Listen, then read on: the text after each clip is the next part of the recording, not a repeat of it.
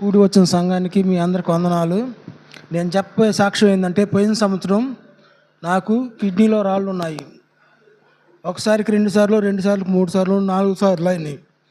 ఆ తర్వాత ఇన్ఫెక్షన్ చేరింది. ఇన్ఫెక్షన్ చేరి పాస్ నడవట్ల. దాంట్లో ఆ ఇన్ఫెక్షన్లో బ్లడ్ పడుతుంది. అయితే దేవుడు నాకు ఎన్నో మేలు చేసిండు. ఇంతవరకు కూడా నేను చేసిన మేలు నేను మర్చిపోవట్లా. అయితే దేవుడు ఎంతో నన్ను లేవనెత్తిండు. మరణ పడకల నుంచి అసలు నేను బతుకునో నాకు తెలియదు. అటువంటి టైంలో కూడా నన్ను దేవుడు లేవనెత్తిండు. అయితే నా సంఘానికి కూడా చెప్పలా, నన్ను గురించి కొంచెం ప్రార్థన చేయండి. పాస్టర్ గారికి ఒకటికి జ్ఞాపకం చేశా, అయ్యా నన్ను గురించి ఒకసారి చెప్పండి అయ్యా అని. ఆ తర్వాత పాస్టర్ గారు నా గురించి ప్రార్థన చేశాడు.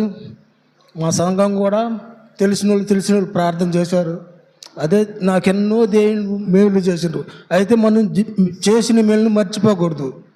ఆయన ఎంతో గొప్ప దేవుడు.